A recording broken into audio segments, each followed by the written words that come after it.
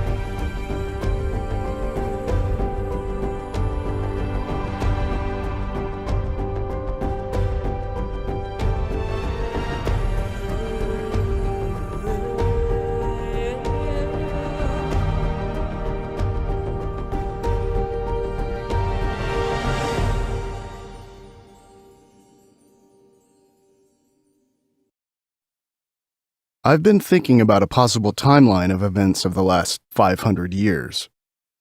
The John Levi video South of Tartaria, discussing New Zealand, brought the timeline topic back to my awareness, and he also covers the lunatic asylums, which are an important piece of the puzzle. And this is in Seacliff, New Zealand.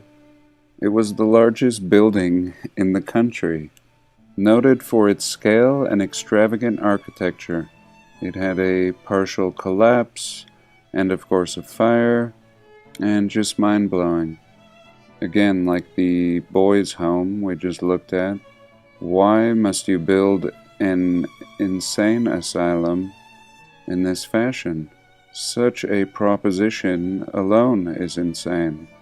And clearly, if they're telling us this was the largest building in the country, of course, it had another purpose, and perhaps this was the capital, and all of the surviving residents of the past civilization may have been thrown into this place and serving more as a prison.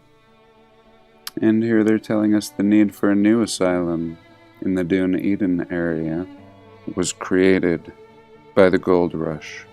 I mean, really, the population being so small at this time period, and the need for another mental asylum, as if this wasn't enough. And here we go, the hospital in 1884.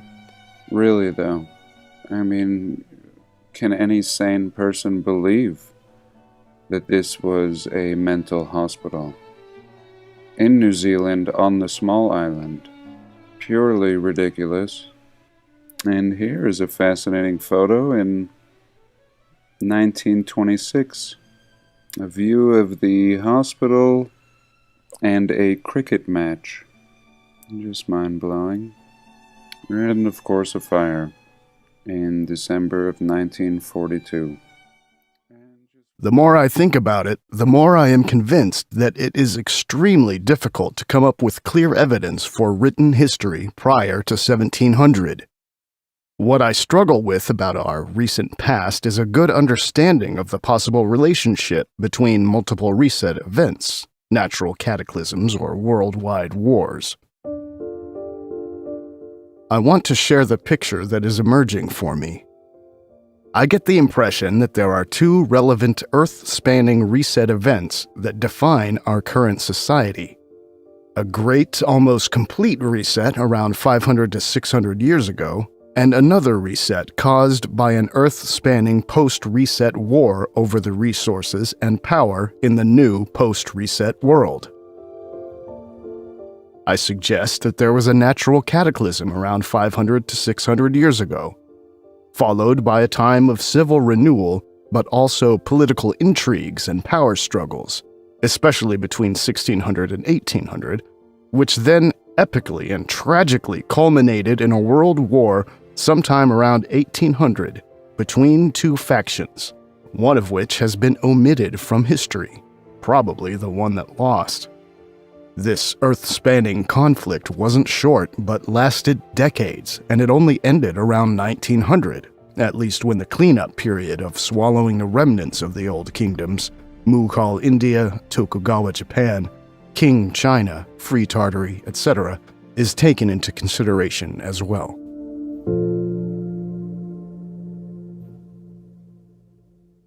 A possible timeline. Here's a speculative timeline of our recent past.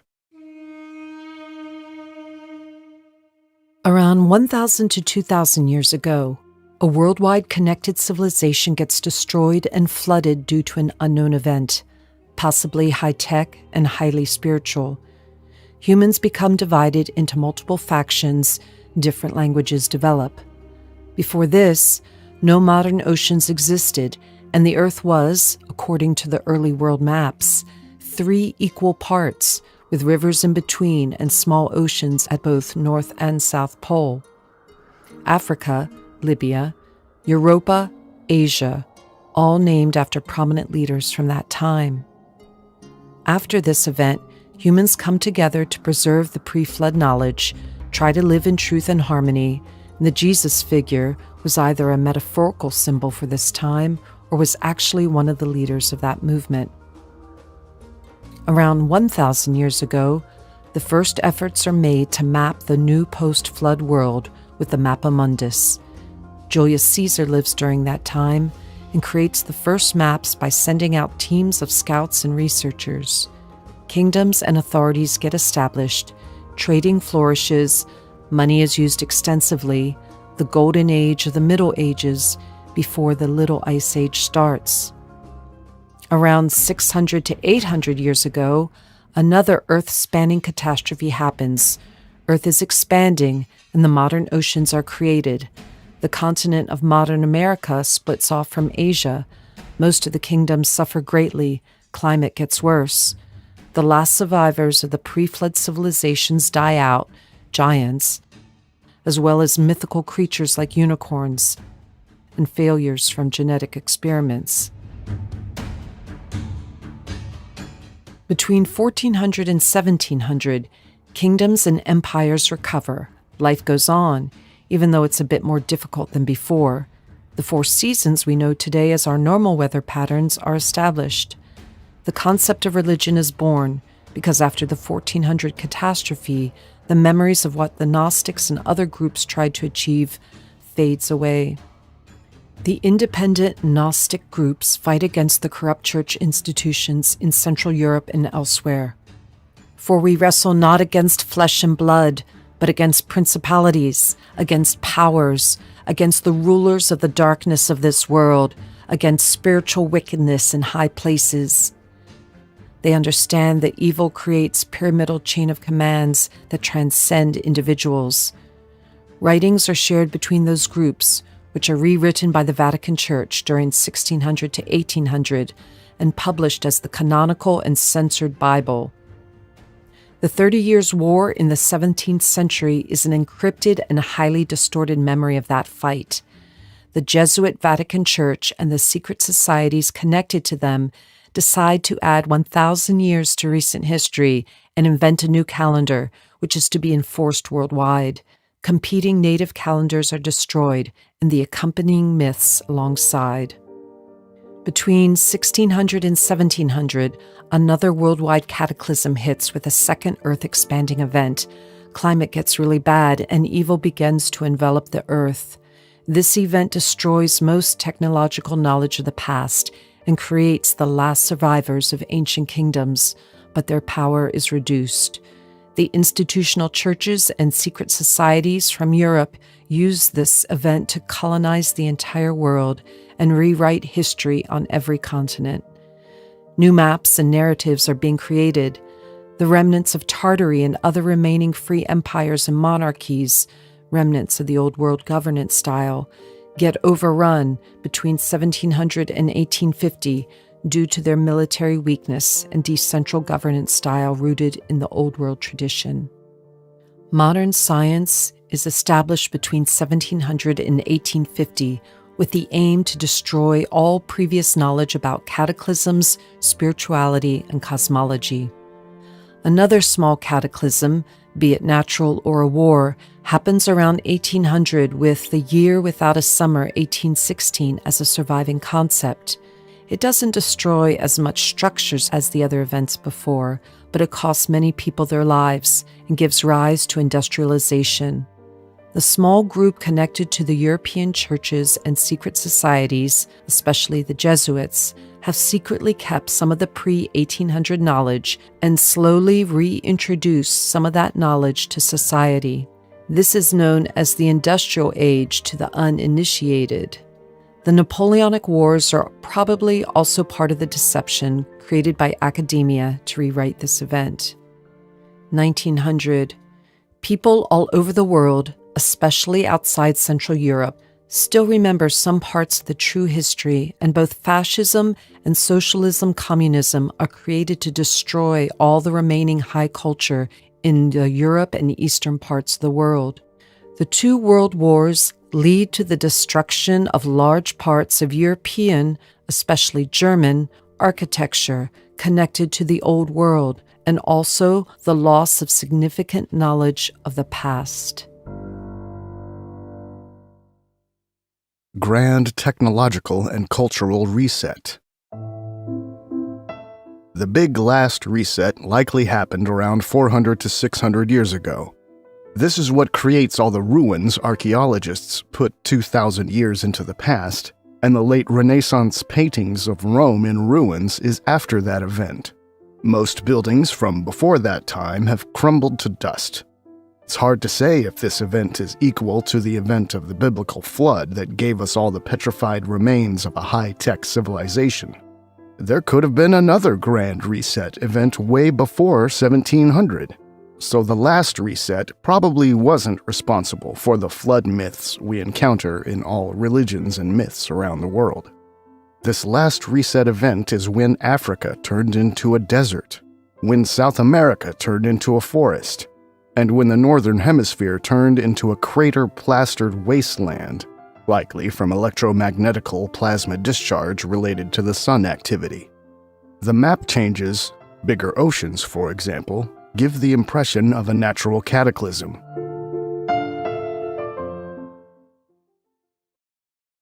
World War of 1800. Originally, I thought whatever happened around 1800 was another natural cataclysm, but it starts to look more and more like a world war. This war of sorts is also what causes what is often called the mud flood. It creates all the half-buried buildings, and the destroyed American cities happen at the same time or shortly afterwards. All of the following events are roughly the same event, artificially split up by historians.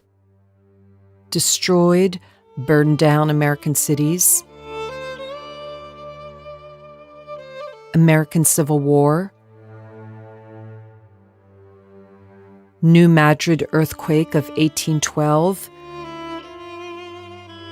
Mystery eruption of 1808,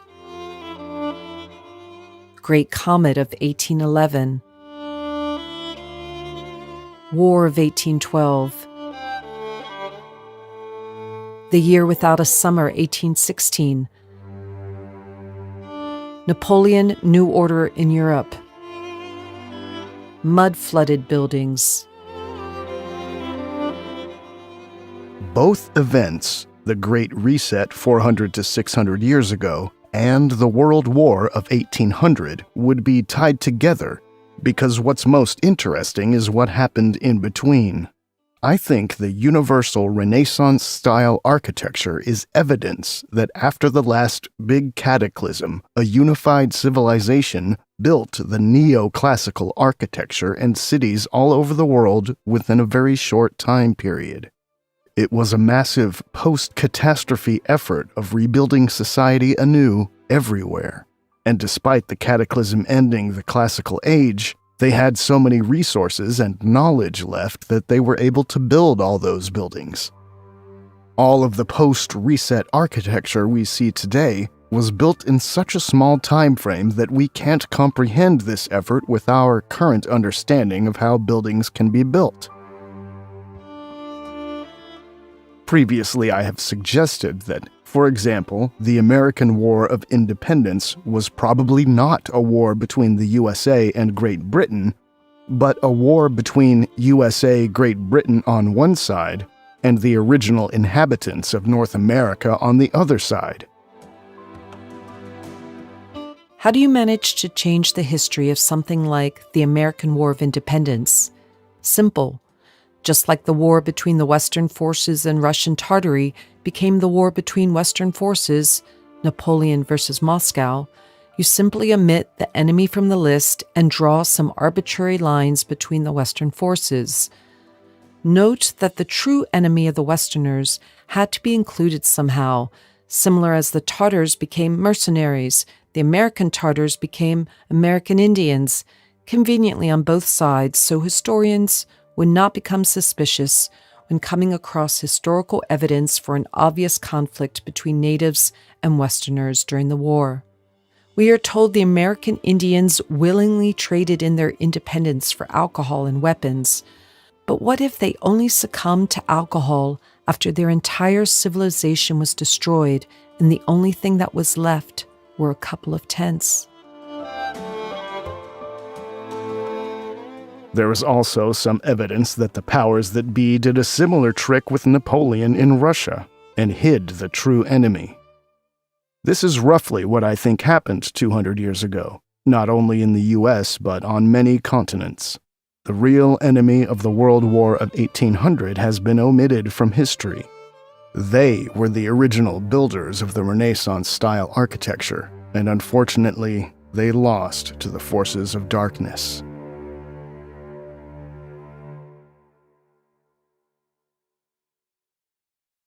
Lunatic asylums as prisons for those who resist.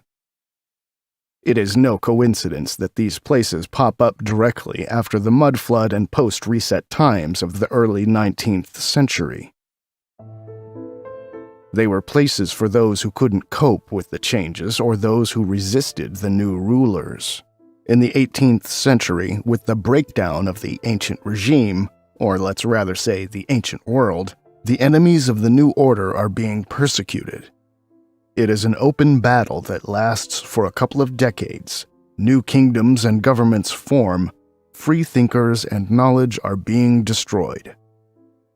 After maybe 2 generations, let's say in the beginning of the 19th century, the cabal is in power, but there are still people who won't give in and/or can't function in the new world. For those people, they create more formal prisons, which become the mental asylums, where they are mixed with the truly insane, i.e., those who can't function in any way. We can think of those institutions as prisons for both the resistance as well as places to collect those negatively affected by the past cataclysm.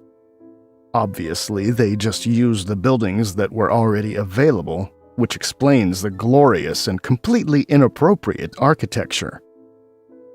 Imprisoning the resistance would be a high-priority task, which explains why they allowed those special buildings to be used for this purpose. These buildings look like they could have been healing centers, hospitals in the old world.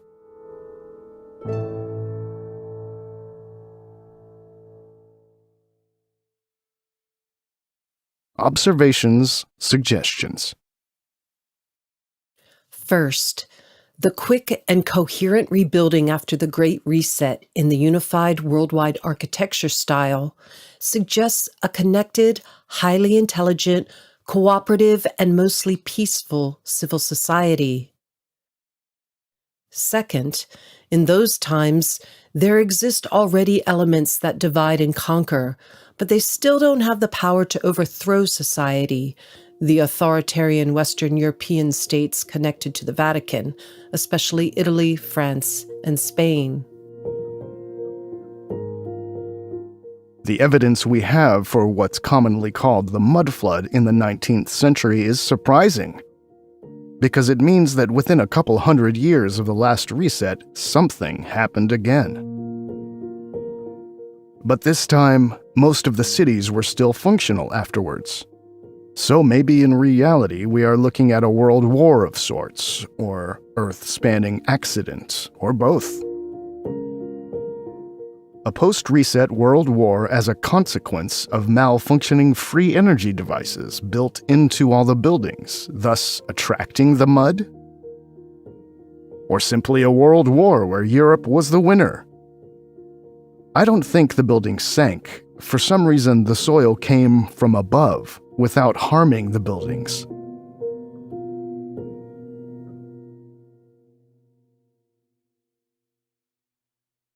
Possible results of this event. The post-reset war of 1800 birthed our modern society, and many things that define our current way of life can be traced back to the 19th century. The way of life 300 to 500 years ago is so different to ours that if we would put both next to each other, we could almost talk about two different universes. The fact that we do not remember collectively is all that's needed to prove how alienated we are from our own ancestors, and that we suffer from collective amnesia. Let's look at some of the ways our world has changed since then. Colonialism, imperialism was created to overthrow the weakened kingdoms and empires. Colonialist power was at its height in the 19th century. Scouts were sent out into the entire world as no one really knew what's going on in the depopulated area after the reset. Then the kingdoms were dismantled and modern democracy installed by the powers that be. The history of colonialism, imperialism has been artificially lengthened to hide the importance of the 19th century. Consider the two periods of imperialism in India. We are told the first period lasted from 1740 to 1858 with the economic control via the East India Trading Company. But only in 1858 did the British actually invade India, thus starting the colonialist phase of imperialism. I suggest that the history before 1858 is largely made up to support the myth of the long time frame of colonialism.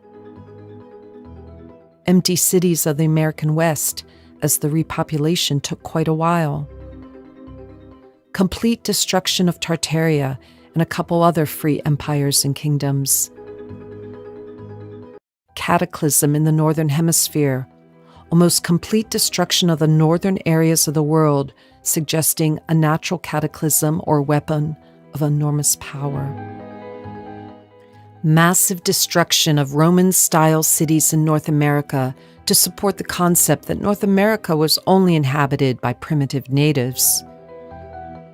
Industrialization and robber barons to reintroduce stolen knowledge, full effect of industrialization not felt until the 1840s. Worldwide coordinated effort of running the world fairs to bring the stolen knowledge to the masses first started around 1860. Lunatic asylums to control the dissidents and those in shock first came up around 1800 to 1840. Modern medicine and education as crowd control, mandatory schooling emanating from Europe in the 18th century. Orphan trains and church-run foundling business to repopulate the depopulated areas of the world. Tasking Freemasons to organize the free post-reset masonry. Modern science is being forced on the population. People always rejected the nihilistic science and wanted to reconnect to the spiritual traditions of old, but this was actively prevented and still is. Central banking was created to control the economy on a central level. Clash between communism and fascism and the two world wars to destroy the traditional way of life in Europe and Asia.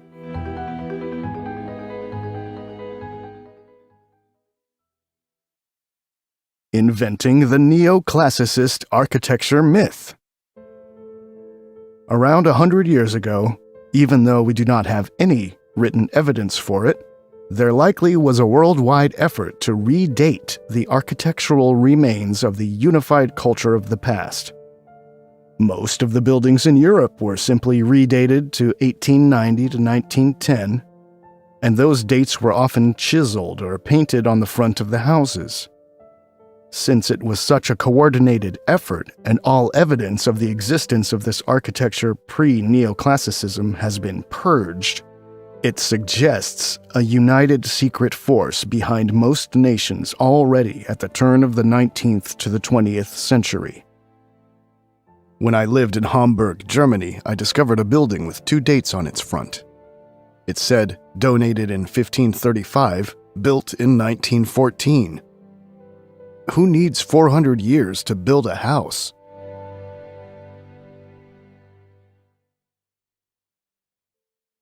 Most important aspects of the history rewriting.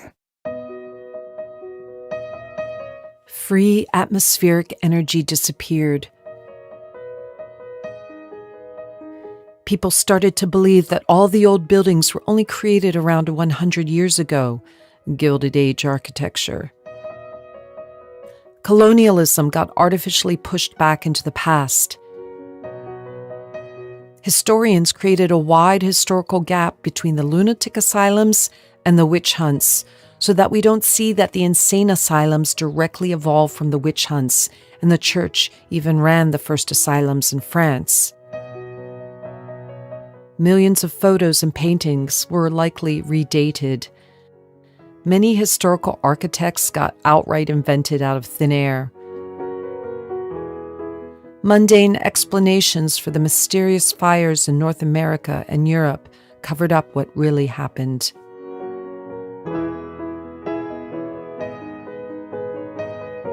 Surprisingly, even though it does not feel like that in our daily lives, we are only a couple hundred years away from the old world free energy culture that many unconsciously remember and long for in the alienated world we live in today.